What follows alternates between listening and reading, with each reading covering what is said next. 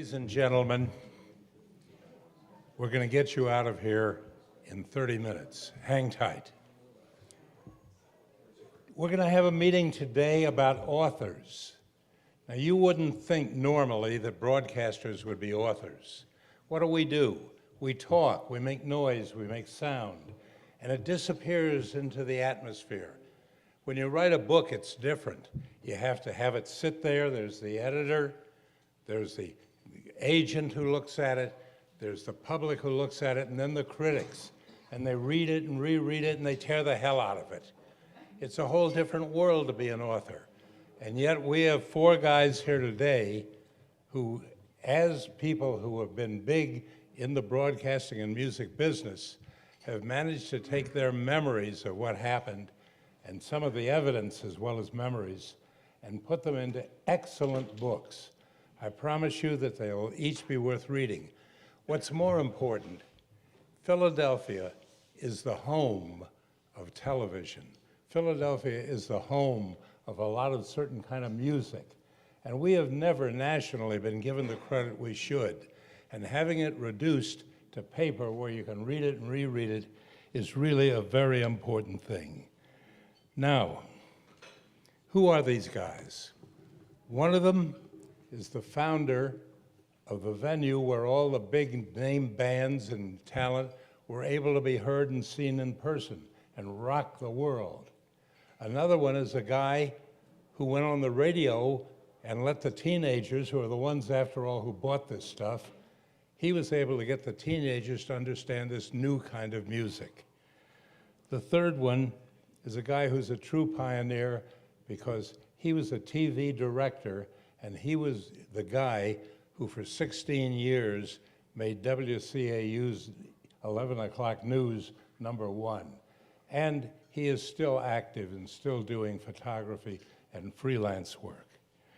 And the fourth guy, well, he's a guy who played it. He's a guy who made rock and roll. Now let me tell you about each of them, and we'll hear a word from them, if you will. I got to turn over a page here. I'm no good without notes. Okay. You remember what happened back in the 1950s and 60s to music?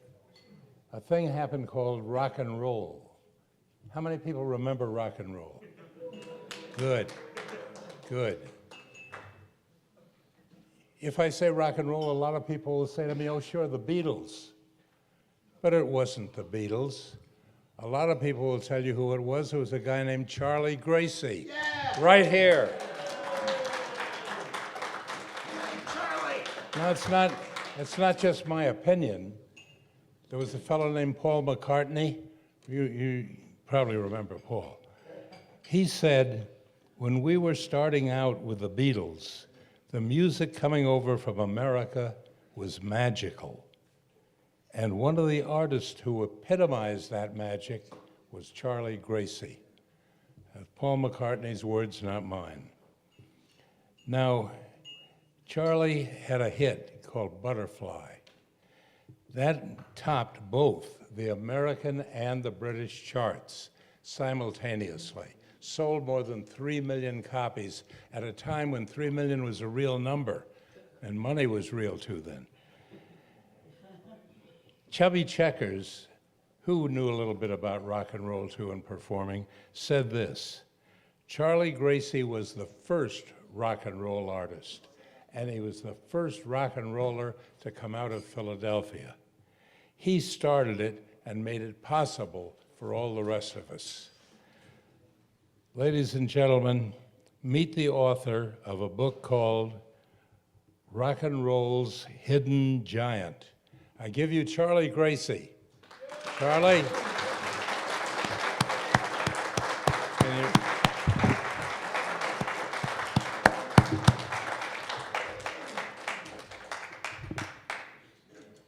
Thank you, Mr. Tripp. Just call me Joe. Okay, Joe. I'm going to quote Abraham Lincoln, but just cut the amount down. 65 years ago. For those folks that are not too mathematically inclined, 65 years ago, I recorded my first record when I was just 15 years old. Just about ready to go into high school. And to cut a long story short, show business was not my idea, it was my father's idea. When I was 10 years old, we took a walk down to South Street. He was going to buy a suit. Instead of buying a suit, he said, pick an instrument out, make something of yourself. I don't want you to work in a factory like I have. I said, okay, Dad, how about a nice trumpet like Harry James? Nah, I said, get a guitar, you'd be a one-man band. What a choice I had. So I got the guitar, taught me a few chords. A buddy has taught me, he said, look, you're going to be a musician, you get a teacher, you learn. I studied for 5 years. By the time I was 15 years old, I was fairly accomplished as a guitarist.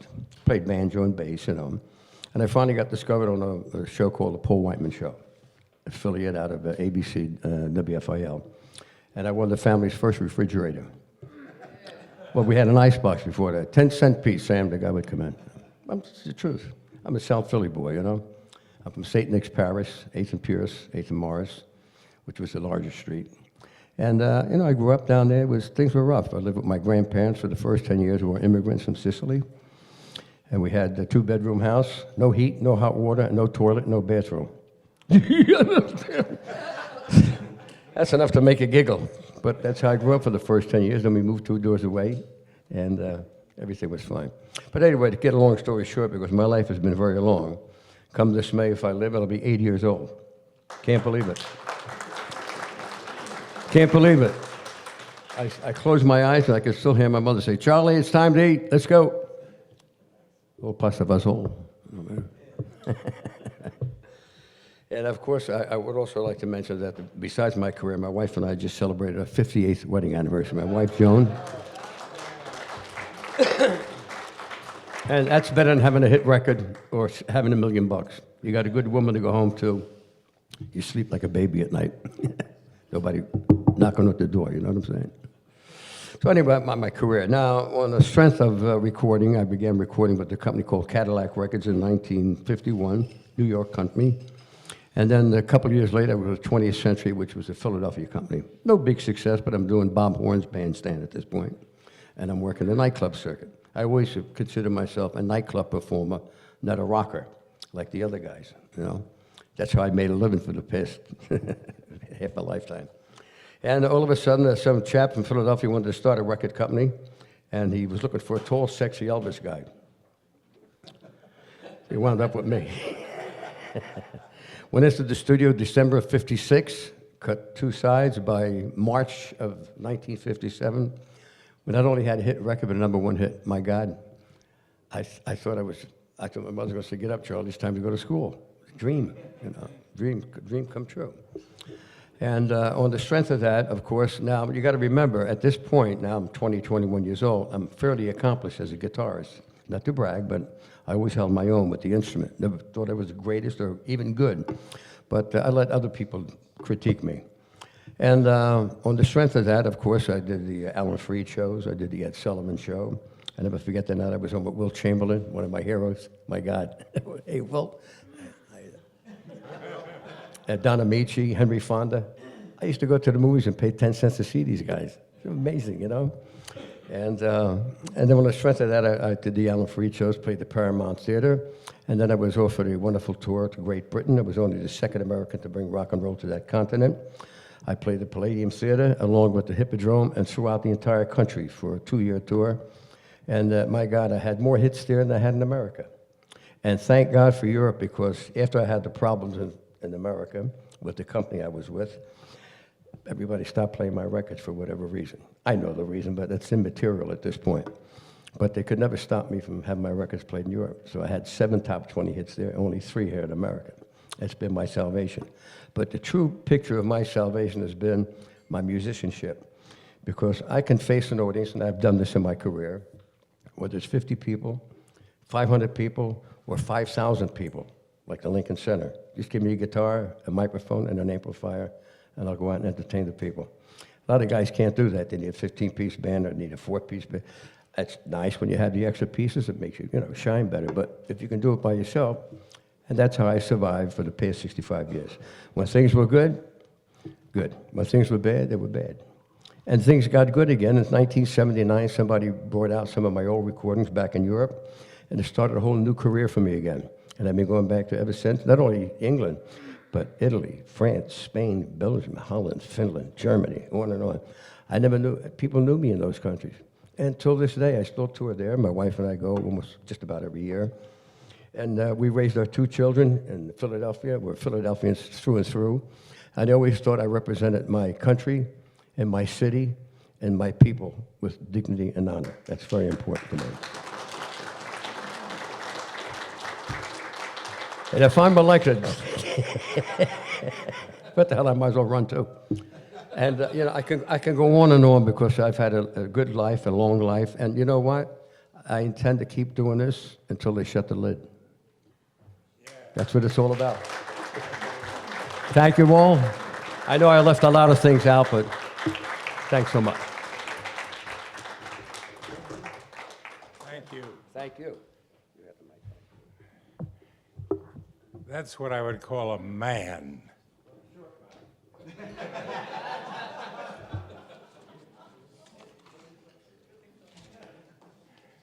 Now, you know, the 1960s was an era when music changed, talent changed, the audience changed, and all of this needed a new place to be seen and heard, a new venue. In Philadelphia, that venue turned out to be the Electric Factory. And there was one guy who opened it on February 2nd, 1968, with the Chambers Brothers, who did neo-soul and gospel numbers. Didn't sound like rock and roll, but believe me, if you listen closely, you'll hear those things in rock and roll. After one of the shows, one of the brothers jumped up and he said, "My soul has been psychedelized." Well, Larry Magid took that phrase to heart. He never forgot it. And now he's made it the title, or part of the title, of a new book. My Soul's Been Psychedelized, The Electric Factory.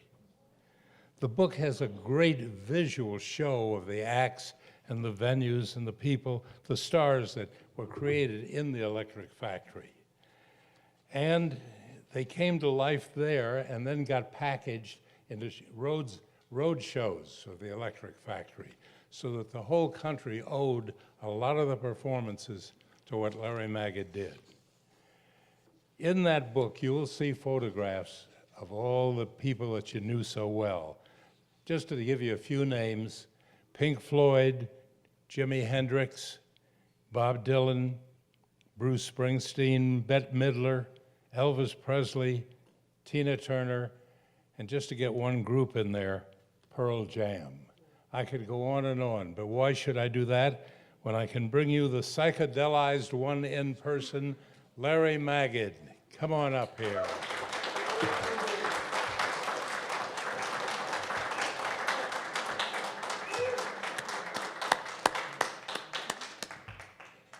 Yes. I hope that's vodka. No, it's water. I wish it were vodka. He wishes it were. Next time. Yeah.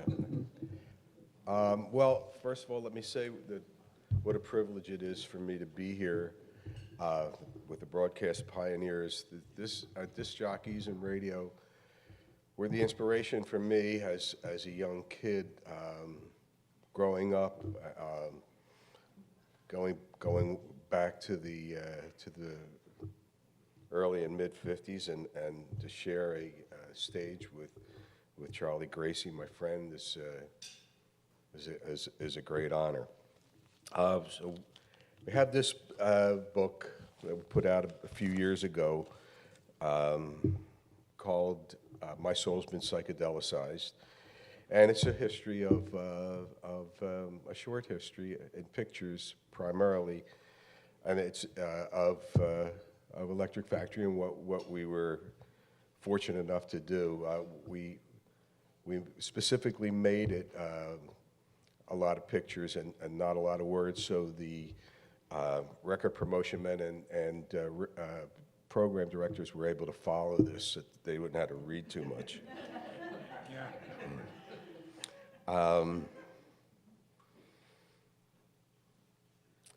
It was published by Temple Press locally, and The book came out about 4 years ago, and it's just now getting to your local Wawa's stores if you feel like buying it.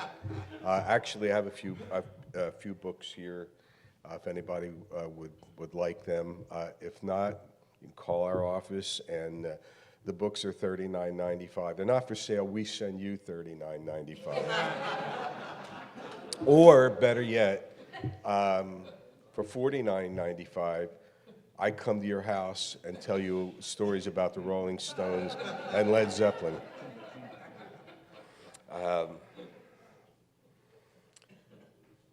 I actually, well, let me tell you about a brief history of the start of my career.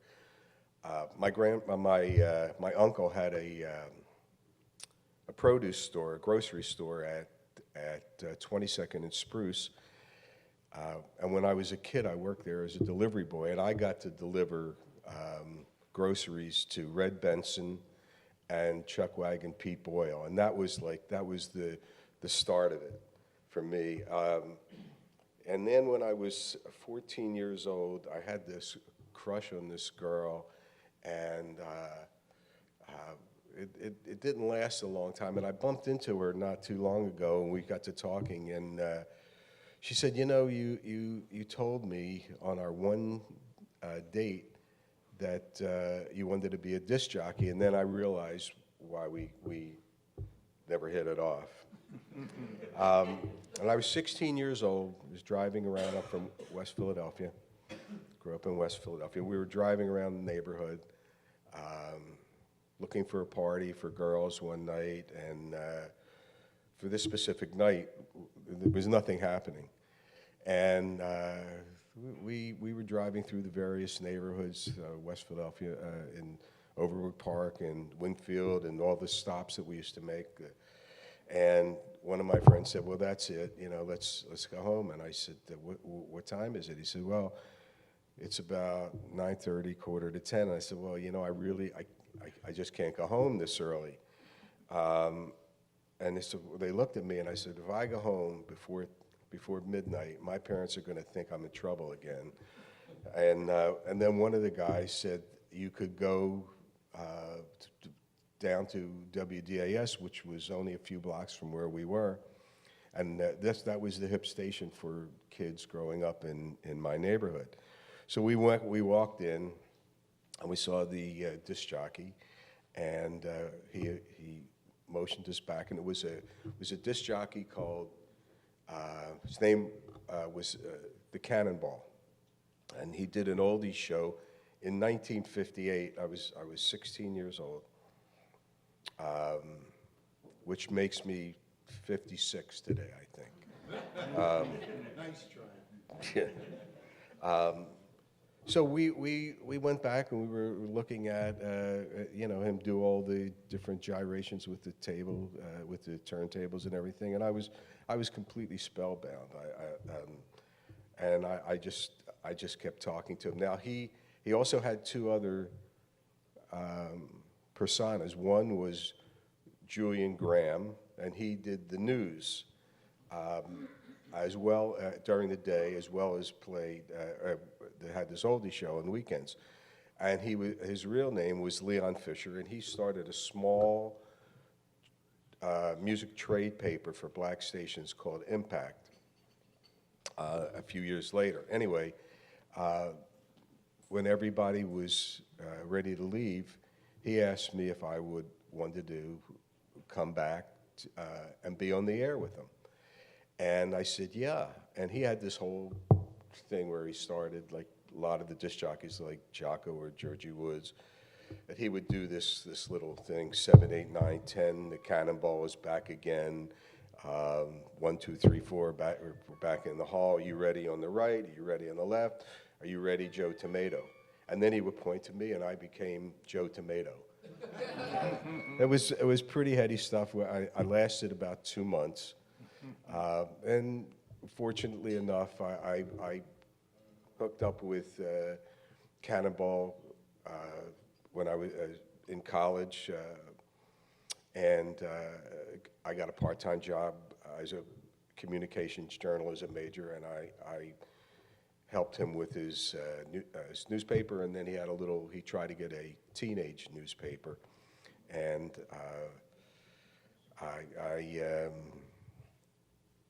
I worked for him, and through him I met some bands, and then I started booking them into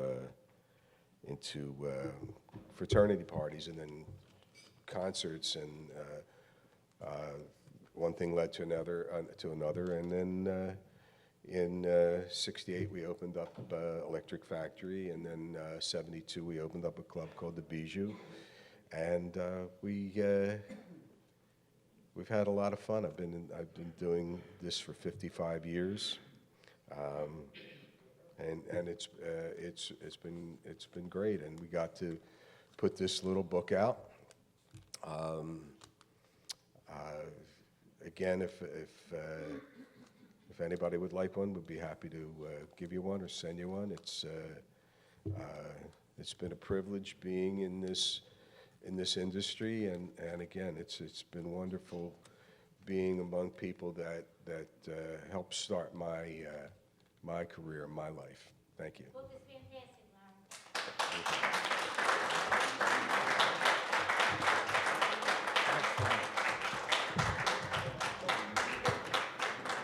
Larry. By the way, if you go to our website, you can hear Larry Magic on WDAS-FM.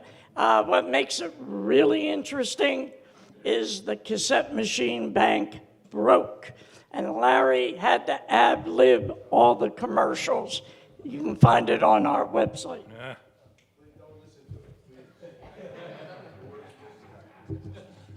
All right. You're beginning to get the picture. The development of rock and roll, of new music, of new people here who now have written books to tell you the whole story. And I've seen some of this stuff, and truly, if you've never read a book before, you should read some of these. One more. Well, Charlie Gracie was being a great rock performer, and Larry Magid was providing a great place where performance could be seen. Somebody had to come along and teach the teenagers what they were supposed to like. A guy did that. He came along, and actually he started when he was a flashy 15 years old. He was a DJ on WICK, Scranton. He never stopped. I'll bet you that this man has got more call letters that he's been on than there are letters in the alphabet. He has been up and down all of them, but his following always followed him, every time. And as a consequence, you can still hear him today on WMGK Philadelphia. Imagine that, going on from the 60s on through, because the stuff that he picked was the stuff they wanted to hear, and the style and the persona. Of course, he did more than just be a personality. He produced, he directed, he was program director, and he was the go-to guy for such famous people as High Lit, whom we all know, and Clive Davis. So there's a man of substance who now produced record albums. He worked for United Artists, for Polydor and Arista, and he did many of the award-winning shows that were done, the specials that people talked about before, but differently, because it was on WMMR. You may remember MMR from Memory. Well, that's the short version of T. Morgan's life, but he tells a lot of detail of it, and he tells about his feelings and the emotions that were with it in the book that he has written, called Confessions of a Teenage Disc Jockey. Sounds obscene, doesn't it? Please welcome a very grown-up teenager, T. Morgan.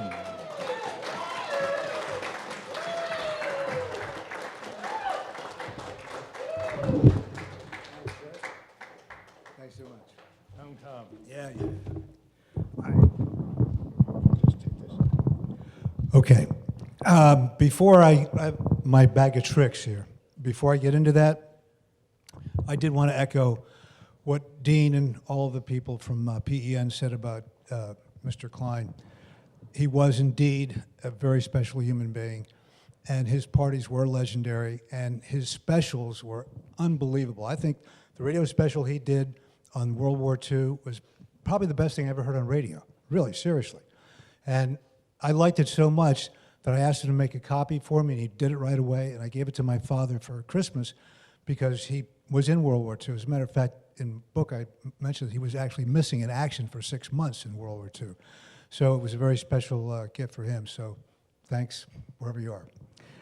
All right, let me see. We need a volunteer from the audience here. Who's up? Who wants to stand up because I've been standing there too long? Come on up. Come on.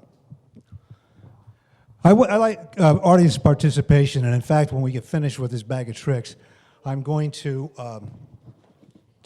take any questions the audience may have. Sorry, I'm trying to get this thing out of my bag of tricks. It's giving me a tricky time here. Hold on, I guess I'll put this down for a second.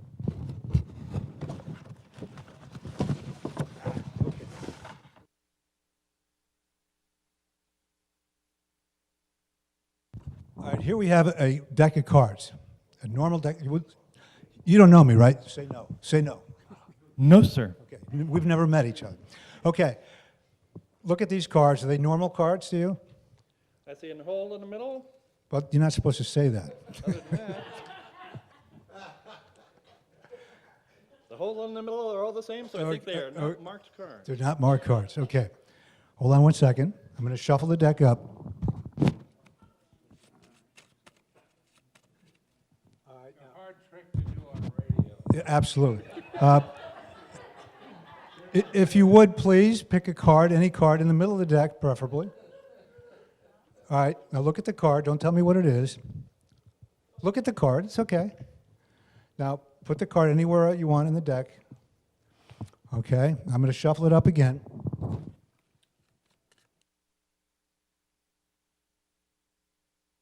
No, it is not. There you have it, ladies and gentlemen. Proof positive I'm not a magician.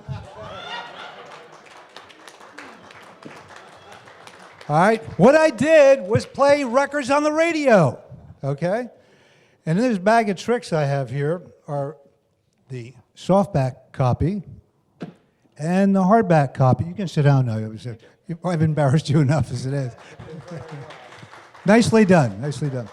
This is the hardback edition. This is the shameless part of selling the book here. These are available today if you'd like to buy them. The book is the story of a guy who, oh, the cards are falling on the floor here. Oh, that's all right. They're useless. Nothing up my sleeve. Nothing in my head either. Anyway, the book is basically the story of my life, which starts when I grew up in a rather unique family. My father was a commander in the Navy, so we traveled quite a bit. His hometown was Scranton, Pennsylvania, so when he came to the point where he was going to retire, we settled in Scranton. And that's where I first fell in love with rock and roll and radio, because up till then I hadn't heard it. A lot of the times I was like in Puerto Rico or someplace like that where they were playing La Cucaracha. They weren't playing, they weren't playing rock and roll. So when I was 15 years old, I made an absolute nuisance out of myself at a guy's record store, which also doubled as a radio station. It was a tremendous radio station, 1,000 watts during the day, 500 at night. We lost West Scranton at that point. But it was the first opportunity for a lot of people. There's a lot of people who came from WICK that made a career out of radio and television, for that matter. And one of them you might know is Bill O'Reilly. That was the very first place that he ever went anywhere. So while in high school, I used to listen to radio all around the dial because there were a lot of high-powered radio stations, clear channels that you could pick up in Scranton. So I was listening to people like Joey Reynolds at WKBW in Buffalo, and WS had Dick Biondi. Who else? Dan Ingram in New York City, WABC. To my money, actually, probably the best top 40 disc jockey ever was Dan Ingram. I mean, I was in awe of this man. And I knew at the time that I was listening to that I could never really be a good top 40 disc jockey, because this guy, he wrote the book on it. It was something that I could not possibly follow up on. Listening to that radio was an education. I learned a lot about music. I learned a lot about what a presentation should be like. But the guy who really changed everything for me and just made me decide that I really wanted to spend a whole lot more time on the air was somebody you may not know. His name is Dick Summer.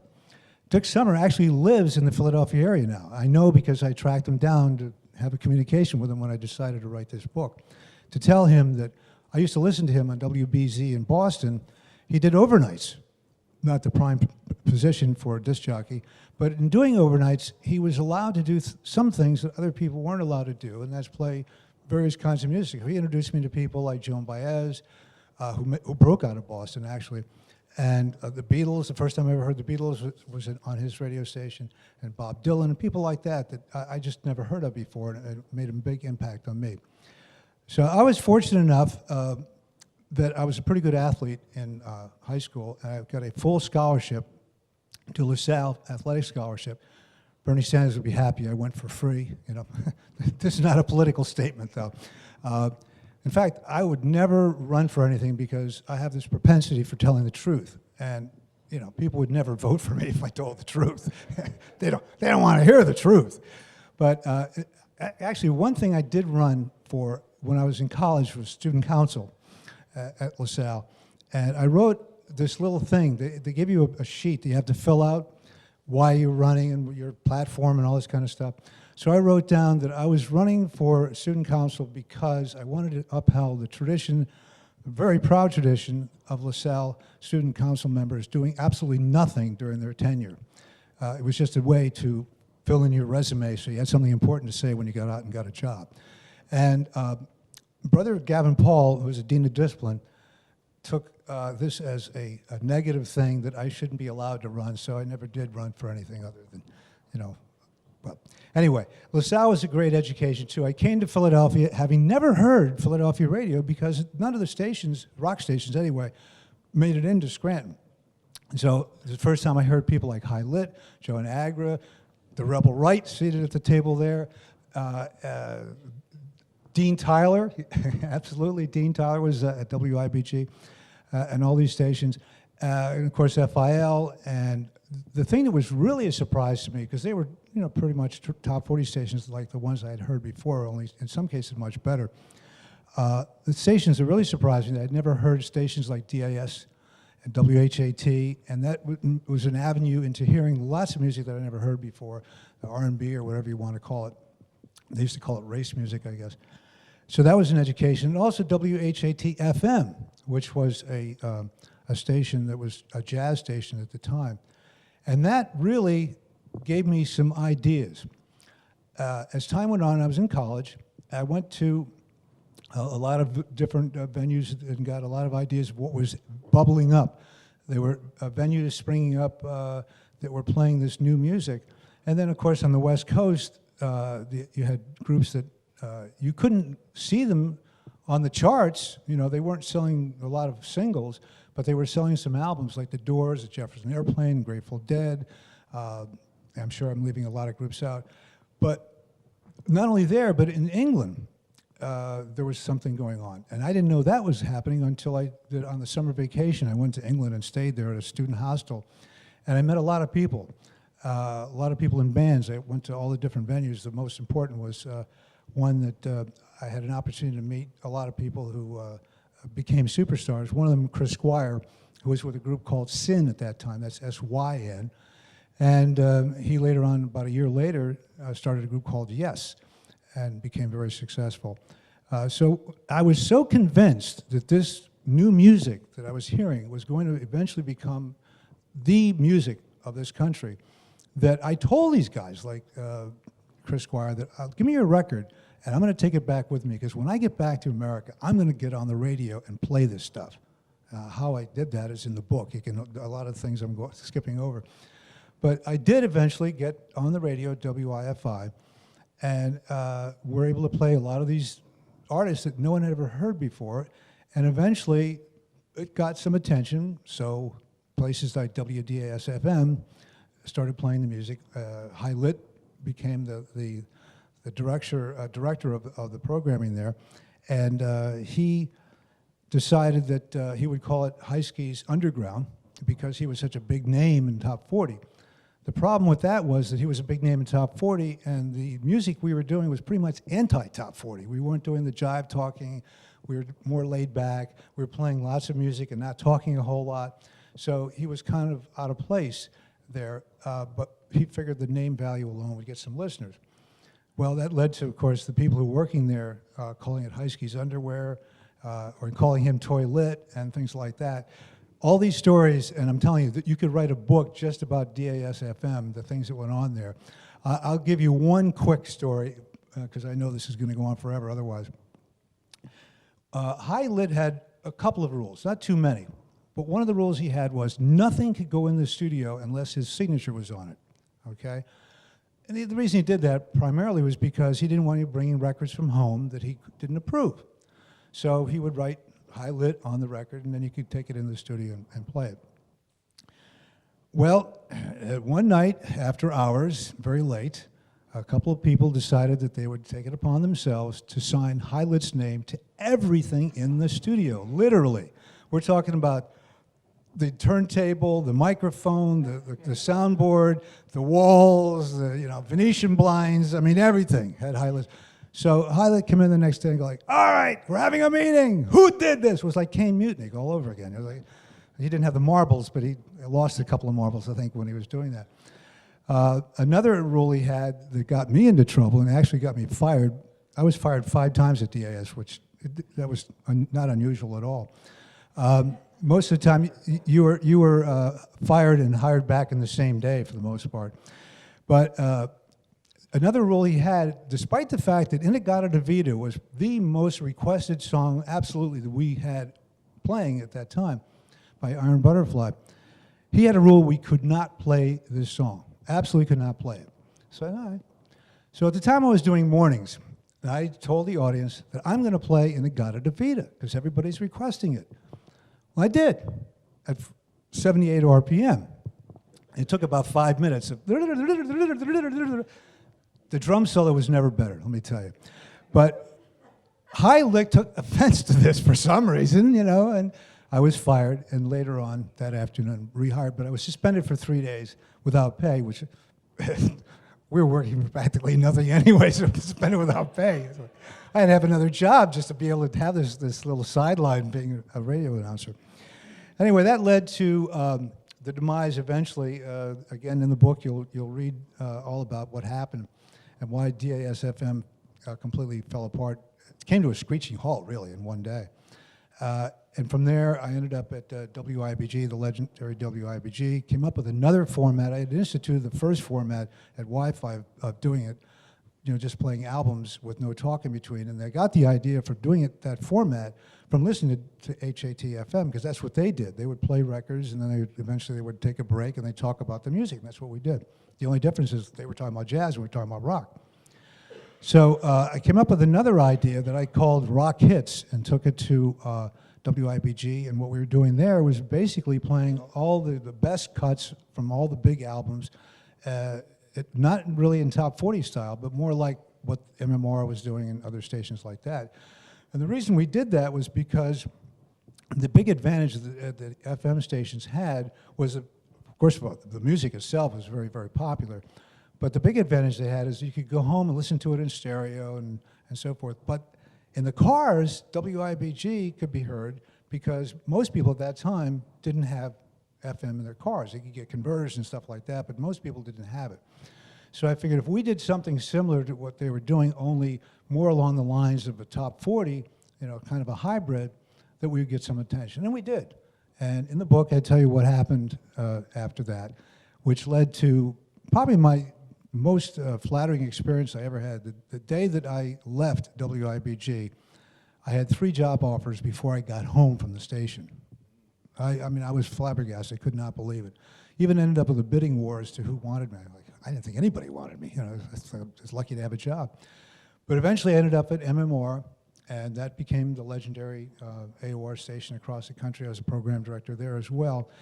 And, eventually things changed there too, because I had some crazy ideas. Like I wanted to have a zany morning show, and I was told by management that you couldn't do a zany morning show on FM because we're very serious. We're serious about our music, and people don't want to get up in the morning and hear something funny. I said, I think they do.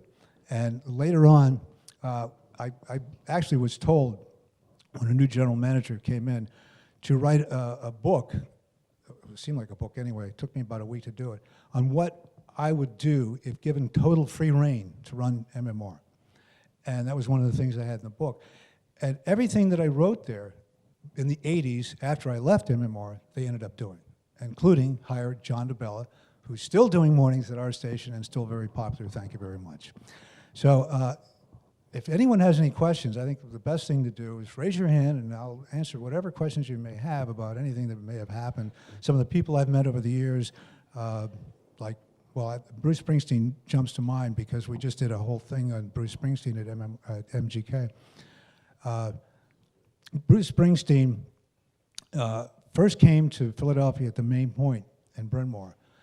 And the guy from Columbia Records, and I was the program director at IBG at the time, said, you gotta go see this guy.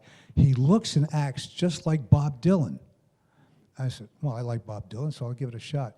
So I went the next day, and if there were 30 people in there, I'd be amazed. There was more like 12 people in the audience. And to this day, I hear people all the time tell me, oh, I saw Bruce Springsteen when it was the Main Point the first time he was here.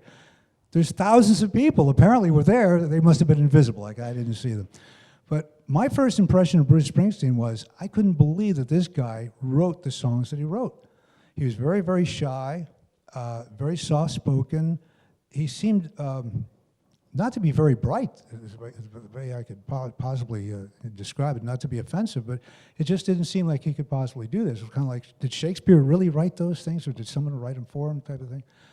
And he used to hang out at MMR later on, and he was like a kid in a candy store, because we had this huge record collection at MMR, because we could play just about anything we wanted. And he would go in there and look and say, oh my God, look at, they have this, because he's a real lover of 50s rock and roll especially. And one of the people he really, really admired the most was Sam and Dave. And Sam and Dave were appearing at the Spectrum as an opening act for the Jay Gallis Band for a concert. And at the time, Bruce had no money. I mean, he was actually living in his van. He really was. And so we said, Bruce, you know, come on, we got an extra ticket for the press box. Come on and see the show, because we know you really like Sam and Dave. So we took him to the show, and the audience, apparently trying to enhance the reputation of the Philadelphia audience, was very restless and booing Sam and Dave. And it culminated with someone actually throwing a battery and hitting one of the, I can't remember if it was Sam or Dave, one of them got hit in the head with a battery or something like that. And Bruce is livid. I mean, he's ready to, well, there's a little bit of a wall between the audience and the press box. He's ready to climb over the wall to try to find the person that threw this battery. And we try to convince him that this would not be a real good career move, that you might find yourself in jail, although that might be a good career move these days, I don't know. In any case, Bruce went on to become a superstar artist, and to this day, I find it very, very amusing that he was so shy and laid back when we first met him. So, anybody have a question? Oh, you kind of do. Well, kind of tell me.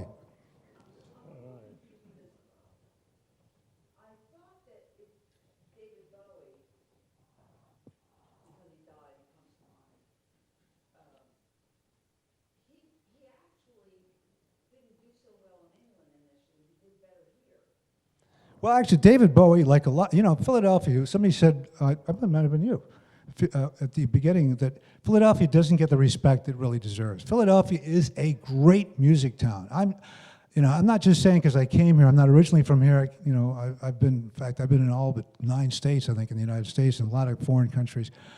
And I've never seen a place that really is supportive of the artists like Philadelphia.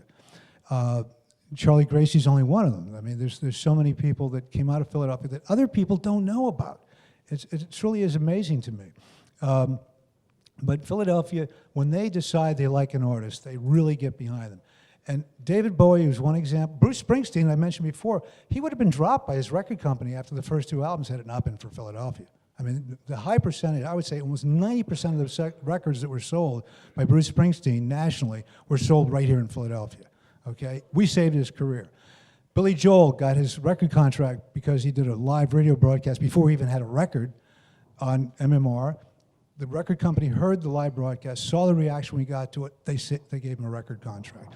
David Bowie, too. David Bowie first came out on Mercury Records back in the late 60s and came out with a song called Space Oddity that no one else was playing. But here in Philadelphia, if you asked the people walking the streets, have you heard this song? Oh, yeah, everybody knew it. It was like a hit in Philadelphia. But it wasn't a hit in the rest of the world for 3 years, after David Bowie was actually dropped by his record company. And then signed by RCA, who reissued the song, knowing it was a good song, and all of a sudden it's like a huge hit record. So, yeah, and David actually suffered from the fact that he had a public relations director who had this crazy idea that what we need to do with David Bowie is to make him odd and to make him elusive, the mystery man that no one could talk to. So being in radio, we liked his music when he came to town. We wanted to talk to him, but we weren't allowed to. We were told by the publicist, no, David Bowie doesn't talk to people. He's I don't know, he's out meditating or whatever. So a friend of mine, Jay Mark, who worked for Sigma Sound, David loved Philadelphia so much, he actually recorded 2.5 albums here in Philadelphia. And Sigma Sound was one of the places he recorded an album, and Jay Mark was the engineer. Jay and I had worked together at WDAS-FM. And Jay was talking to him, and David said, I don't understand it. I do so well in Philadelphia, but no one from Philadelphia ever wants to talk to me. Why doesn't the press ever want to talk to me? And Jay looked at him and said, are you kidding me? And he told him the story. He said, nobody's allowed to talk to you. So David said, all right, call everybody up, tell them to come to Sigma Sound, we'll have a party, we'll meet them all. So he did. So that's your David Bowie story, yeah. He wasn't nearly he was much more down to earth and normal than people could possibly imagine. All right? Yes, Rhonda, question.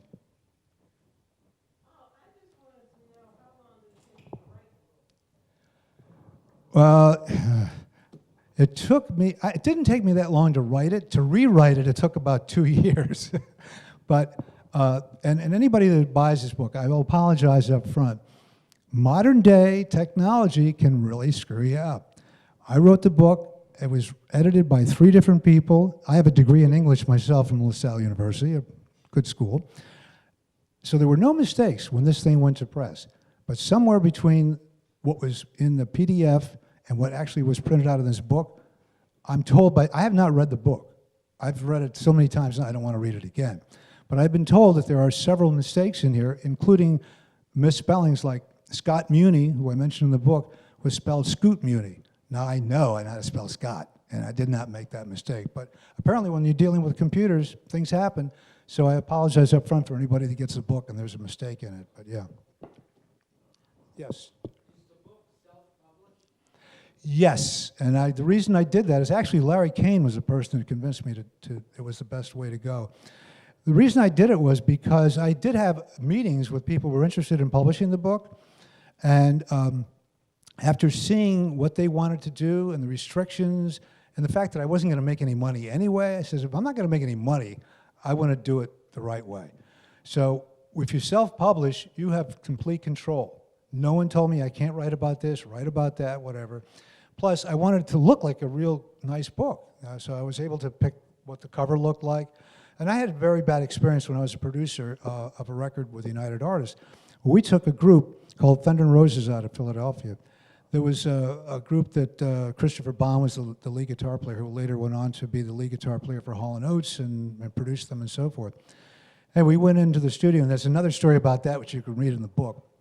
But essentially, after the album was done, it was a demo tape. It was not supposed to be an album. And we took it to United Artists, and they decided that, oh, no, this sounds fine. It's rock and roll. We'll just put it out the way it is. So we're going, oh, my God, there's mistakes in here. We don't want it to come out. They put it out anyway. Bad enough.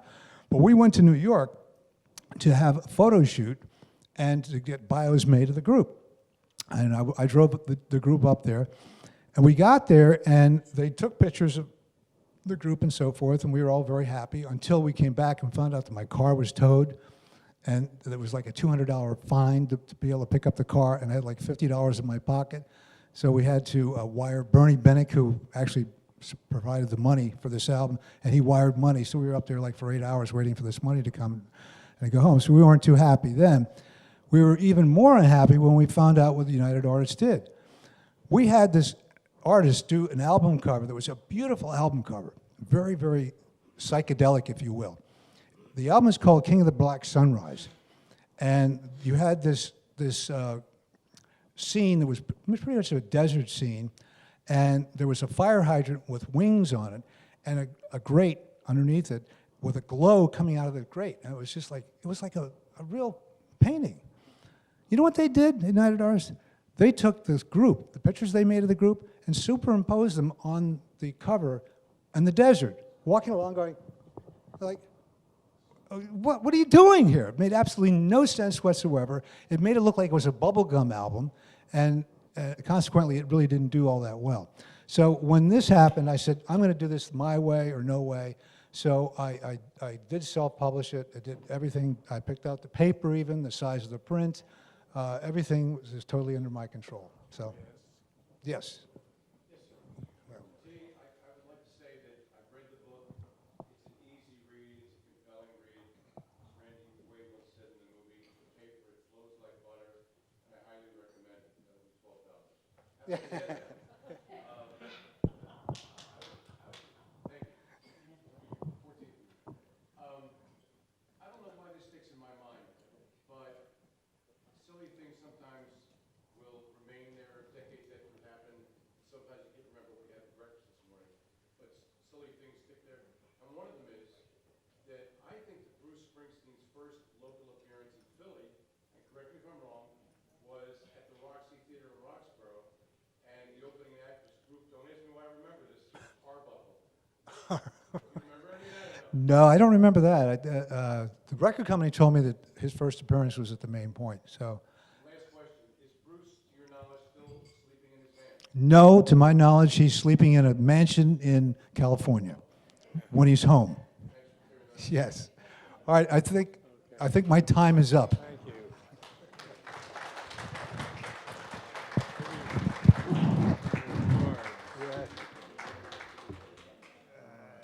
Sorry. Sure. We're just going to pick up the cards here. I can tell you right now they're marked.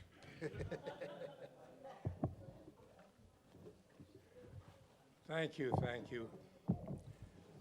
For our last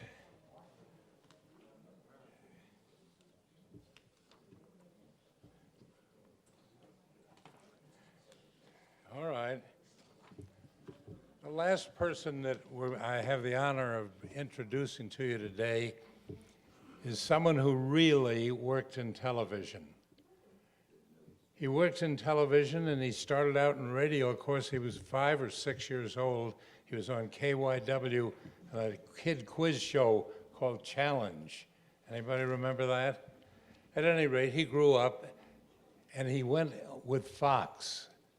And he became the 10 o'clock news director and really showed how you can put news on local television.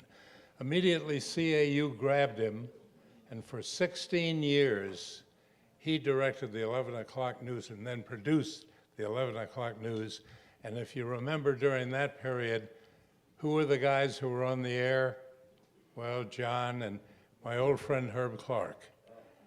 So this is a guy who really has been there, done that. But he too felt what was just said, that Philadelphia didn't get the credit that it ought to get in terms of what grew up here. You may remember that there was a thing called Philo Farnsworth, I think that was his name. Well, then Philco, and actually the first experimental station was, I think, W3XE, located at the Franklin Institute. So we have these deep roots, and he wanted to make sure that it was all known and not lost.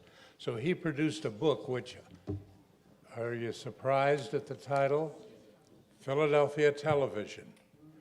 Ladies and gentlemen, I give you Bill Shull.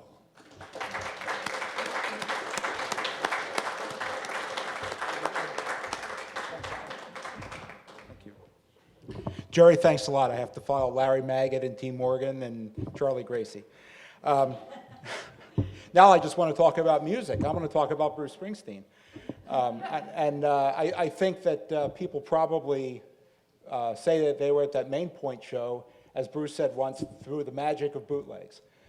Because that's probably one of the most famous bootlegs out there is that Main Point show. So I'm a TV guy. I'm a news guy. I grew up watching all the shows that are in my book.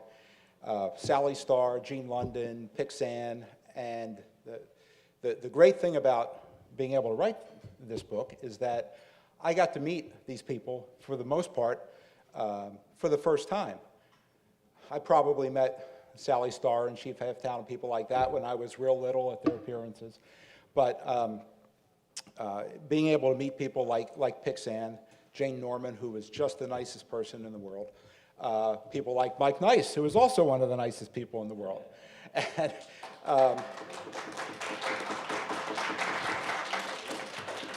but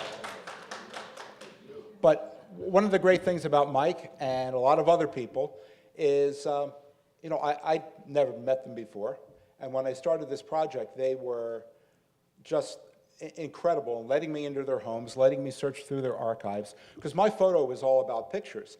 And, you know, as Alan said, you know, how do you, we're TV guys, we're radio guys, you know, and I had to find a way to get TV into pictures. Right. And thanks to all the people that have preserved those pictures over the years, broadcast pioneers and Temple University archives and everyone, I was able to do that. But I couldn't have done it without people like Mike and Jane Norman and Marcia Rose and Bill Baldini and Mike Strug. And I worked with both of those guys for a long time at Channel 10. And they invited me into their homes, gave me picture after picture after picture. And I had never seen any of them. And just to be able to share the stories and share the pictures and then get them into print for posterity is something that I'm so glad that I was able to do. I am originally from Lansdowne, Delaware County. I grew up a few blocks from Larry Menti, and then, 1998, I guess, we started working together, and he was my anchor man at Channel 10. And thanks to Larry and a lot of other people, we were #1 at 11 o'clock for a couple of ratings books in '01 and '02. And that's, you know, one of the great things that I'll always remember, that we had such a great team, that we were able to beat Channel 6 finally, if only for a little piece of time, we were able to do that. But Larry and John Belaris and Renee Chenault-Fatah and Herb Clark was there at the time, and Big Al was there at first, and then Vi became the sports director. But those are the days that I'll always cherish and remember. You don't remember so much the news stories, although you remember the big ones that you were in the control room for and those big days. But it's the people, it's the stories that you can tell, thanks to all your friendships and all your work experiences. It's the memories of the people. And the people that I got to work on this book with just told incredible stories that I hope I was able to do justice. I've told many people that this book isn't about me, it's about you. It's about everyone who came before me in television, and I hope that I've done justice to it. How did I get into TV? Well, for some reason, and I don't know how it happened, when I was in elementary school, I guess, I was young, I was probably 12 years old, and I got hooked on Action News. And I wrote a letter to Larry Kane and said, when I grow up, I want to be on Action News. Well, one day, a letter came in the mail with that Channel 6 return address on it, and I thought I'd won the lottery. I couldn't believe it. So I looked at it, and he said, you know, that's really great. I'm happy you know what you want to do. Come on down to the station and watch the newscast. So that was an experience that I'll never forget. It was the fall of '76. And I had already been on Challenge on Channel 3 at that point. And to be able to go down there and watch the newscast from the viewing booth up above the studio, and, and then be able to meet Larry, Jim O'Brien, Joe Pellegrino, and then he introduced me to this young reporter who had just started months before, named Jim Gardner. And I remember that my dad took a picture of me and Larry and Joe Pellegrino and Jim O'Brien, and I was like, you know, who's this guy Jim Gardner? I really don't even know him. I don't, you know, care about Jim Gardner. Who's he? And I always wish that, of course, to this day, I'd taken a picture with him. And in my book, I have a picture of him from around that time that I found in the archives. The other amazing thing about being able to do this book, and you talk about publishing, is the publisher is Arcadia. And if everyone's familiar with Arcadia Publishing, they've got about 10,000 titles out now. And Alan Boris wrote a book on Philadelphia radio. And that's just one of the many titles. But they've done many, many markets. And to be able to do the Philadelphia book, it was quite an honor, having grown up here, having worked here for a long time at Fox and Channel 10. And to be part of that Arcadia family is also pretty special, because when you go into any Barnes & Noble, you know, my book's in there as well as all these other local interest books. And it's quite a thrill to see that in print. And not to ramble too much, but just talking, to backtrack a little bit about the stories. You know, just sitting at the table today with Don Casey and Steve Sachs, Bob Kravitz, talking about, you know, their days at Channel 6 and FIL radio is priceless. And somebody else from FIL who I got to write about and got a lot of pictures was Rex Morgan. Rex Morgan's son was the first person I ever sat down with for this book. And we had lunch together, and he told me stories about his father that were amazing. His experiences in World War II and after World War II in broadcasting. Oh, and by the way, in college, where he played for the University of Pennsylvania on the line right next to Chuck Bednarik. So the Rex Morgan is a book in himself, and I hope I was able to do justice a little bit in his time at Channel 6. So I know it's almost time to wrap up, but I just wanted to plug a couple of events I have coming up. Next Thursday night, not next Thursday night, 2 Thursday nights from now, March 3rd, 5:30 at the Philadelphia History Museum, 7th and Market. We're doing a panel discussion, and I'm going to be moderating along with Mike Strug and Trudy Haynes, and Gene London is coming for that. So that'll be a fun event. And then I have an event at Penn State Great Valley on Wednesday, May 11th. We'll be talking a lot about TV history, and I'll be showing some photos at both events. So hope you all come out for those. And the book is, I have the book for sale. I have a lot of extra copies in the car, so anybody's interested, pick one up. Thanks a lot.